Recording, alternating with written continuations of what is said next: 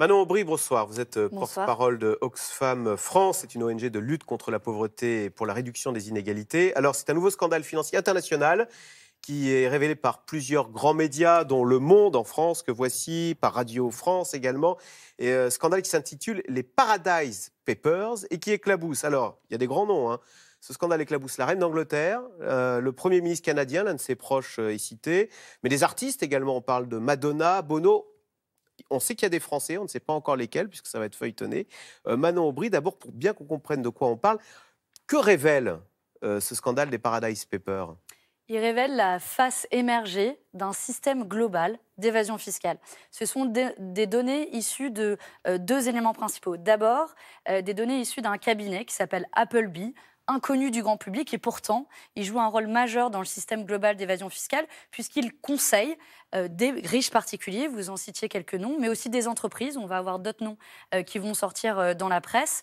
Il les conseille pour faire en sorte qu'ils payent le moins d'impôts possible. Et puis, il y a un deuxième jeu de données qui est issu des registres des sociétés dans 19 paradis fiscaux, d'où le nom Paradise Papers, parce que l'objectif, je pense, n'était pas de mettre forcément l'accent sur un paradis fiscal, mais bien plusieurs, et bien on revient bien à cette notion de système global d'évasion fiscale qui est mis au jour par ce scandale. Et alors là, en l'occurrence, il s'appelle donc Appleby, ce cabinet qui conseille donc de la reine d'Angleterre aussi bien, où il est localisé aux Bermudes. Et donc il dit, vous avez beaucoup de sommes, mettez-les aux Bermudes et vous payerez moins d'impôts. Et alors, il conseille aussi bien Nike, puisque Nike est cité, Apple, que de riches personnalités. Alors on sait qu'en France, il va y avoir des noms qui vont sortir dans le monde des affaires, dans le monde du sport, mais pas dans le monde de la politique. Alors, il y a des noms du monde politique aussi dans d'autres pays. Il faut se souvenir aussi que sur ce scandale, c'est un cabinet, c'est vraiment l'arbre qui cache la forêt. On a un cabinet qui conseille ces entreprises et ces particuliers, mais il y en existe beaucoup d'autres, des cabinets comme celui-là. On se souvient peut-être du scandale des Panama Papers, c'était un autre cabinet, Mossack Fonseca, tout autant inconnu du grand public, mais qui organisait de manière un peu similaire, surtout à destination, cette fois-ci, des particuliers, un système global d'évasion fiscale. Voilà, ça fait suite, ce Paradise Papers aux Panama Papers.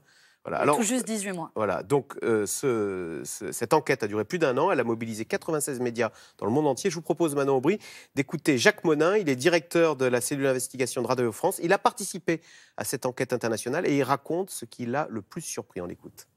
Là, ce qui me choque le plus, c'est que tout ça est très souvent légal. C'est-à-dire qu'en fait, on a mis au jour un système qui permet à des grandes entreprises, Dominique Seux connaît bien le problème, de transférer de manière parfaitement légale des chiffres d'affaires astronomiques, des sommes astronomiques, des milliards de dollars, des centaines même de milliards de dollars, dans des paradis fiscaux. Alors, la différence avec les Panama Papers, c'est que c'était des montages illégaux. Là, ce sont des montages légaux. Alors la question est simple, Manon Aubry. Est-ce que tout le monde ne cherche pas à réduire légalement ses impôts? Mais en France, il y a beaucoup de gens qui font des placements dans les montages Pinel, là, pour réduire la facture. On fait des placements même dans les dom-toms. Et même, je vais être provocant, mais l'avantage du livret A, c'est qu'il n'y a pas d'impôt. Est-ce que ce n'est pas un sport universel que de vouloir réduire légalement sa feuille d'imposition ? Alors, ça pose deux problèmes. Le premier, c'est pas parce que c'est légal que c'est moral. Oui. Et que ce soit légal ou illégal, le résultat est le même. C'est de l'argent qui manque dans les caisses de l'État. Et c'est ensuite de l'argent qu'il faut aller récupérer ailleurs. Quand d'un côté, les grandes entreprises ou les riches particuliers ne payent pas leur juste part d'impôt, souvent, on va se tourner vers ceux auprès de qui c'est plus facile de lever l'impôt. On va augmenter la TVA, on va augmenter la CSG. C'est d'actualité. Et ça touche de manière plus que proportionnelle les ménages les plus pauvres, et ça prouve bien qu'il y a un vrai problème de fond qu'il faut régler par là. Mais est-ce qu'il n'y a pas aussi des gens qui abusent peut-être de ces dispositifs ? On parle beaucoup, par exemple, des GAFA. Google, qui est installé en Irlande ou au Luxembourg. Ils disent, oui, mais moi, je ne triche pas, tout ce que je fais est légal. D'ailleurs, c'est bien pour ça qu'on n'arrive pas à les coincer. C'est mon deuxième problème sur lequel je voulais arriver, c'est aujourd'hui, qui pratique l'évasion fiscale à cette échelle-là? Peut-être qu'à votre échelle individuelle, vous allez faire de l'optimisation fiscale. Est-ce que le bar au coin de la rue a des filiales au Luxembourg? Pourtant, Starbucks en a.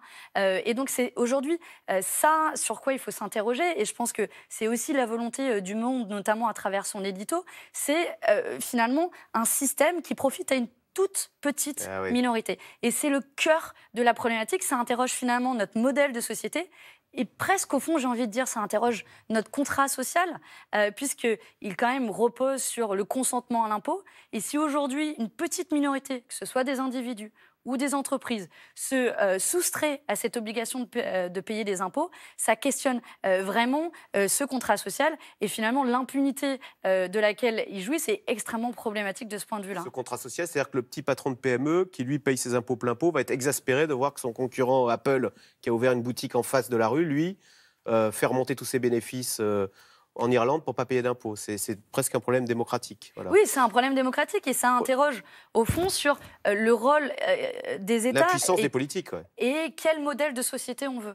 Est-ce qu'on veut un modèle de société où on est tous égaux face à l'impôt, ou est-ce qu'on veut un modèle de société dans lequel une toute petite minorité peut se soustraire à cette obligation? D'autant que ce sont les entreprises qui, par ailleurs, bénéficient bien souvent des subsides, des crédits d'impôt, voilà, etc.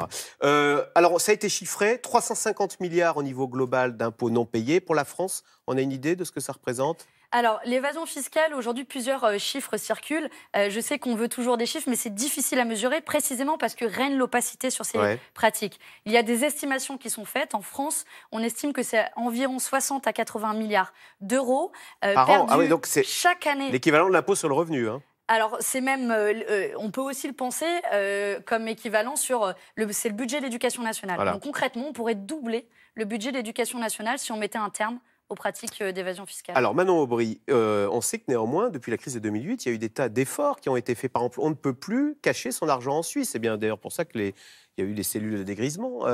Quand même, ça va dans le bon sens. Et puis le fait qu'on s'indigne, peut-être que du coup, le législateur, les chefs d'État qui nous gouvernent, pour nous plaire, vont faire des lois un peu plus coercitives. On a mis des pansements sur un patient malade. Alors les pansements, ça arrête l'hémorragie, mais on ne s'est pas attaqué aux causes même de la maladie. Et donc on a quand même fait des progrès, surtout d'un point de vue de la lutte contre la fraude fiscale des particuliers, notamment à travers la transmission d'informations. Si vous possédez un compte en Suisse, l'administration suisse va envoyer ces informations à la France. Par contre, là où on est en train concrètement, et c'est ce que révèle ce scandale, de perdre la bataille, c'est du point de vue de la lutte contre l'évasion fiscale, entre guillemets, légale, notamment des grandes entreprises, mais aussi dans une moindre mesure des particuliers. Et c'est là où ça interroge notre modèle de société de nouveau, puisque c'est orchestré, organisé par l'ensemble des États dans le monde. Mais pourquoi, Manon Aubry, n'arrive-t-on pas à mettre au pas quand même ces micro-États comme les Bermudes, et même, pardon pour eux, mais comme le Luxembourg ou l'Irlande? Enfin, les grands pays se font plumer par des micro-États. On n'arrive pas à remettre de l'ordre là-dedans? Parce qu'il suffit de le vouloir et qu'il y a des intérêts économiques et politiques qui jouent. Il y a quand on pense que, notamment au rôle que joue le lobby des grandes entreprises ou des plus puissants vis-à-vis des politiques, on peut prendre un exemple très concret. Il y a une liste de paradis fiscaux au niveau international, celle de l'OCDE. Elle a un seul pays, Trinidad et Tobago, clairement qui n'est pas au cœur aujourd'hui le principal problème de l'évasion fiscale. Et au niveau français, on a une liste de paradis fiscaux, uniquement 7 pays, et on n'a absolument pas l'Irlande, le Luxembourg. Et l'Union européenne va travailler à une liste de paradis fiscaux pour début décembre, mais elle a déjà annoncé qu'elle ne listerait pas ses États membres, ce qu'on peut comprendre, mais ce qui peut poser problème, puisque, de nouveau, on ne s'attaque pas à l'Irlande, au Luxembourg, à ces pays-là. Voilà, et puis sans être complotiste, on voit que l'entourage de Donald Trump profite largement de toutes ces combines fiscales, ou Justin Trudeau. Donc évidemment, ils ne vont pas pousser pour mettre fin à ces avantages. Merci beaucoup Manon Aubry, donc porte-parole d'Oxfam France. D'ailleurs, je précise que demain soir, 20h50 sur France 2, Cash Investigation reviendra sur tous ces montages et essaiera de nous expliquer comment... A priori, ils ont annoncé de nouvelles révélations. Avec de nouvelles révélations. Merci. Vous restez avec nous tout de suite. Caroline Roux, c'est dans l'air. Pur champ précédent en Arabie Saoudite, où le prince héritier Mohamed Ben Salman a fait arrêter de très nombreuses personnalités, des ministres, de riches hommes d'affaires au nom de la lutte contre la corruption. C'est dans l'air est intitulé ce soir « Le prince qui bouscule l'Arabie Saoudite ».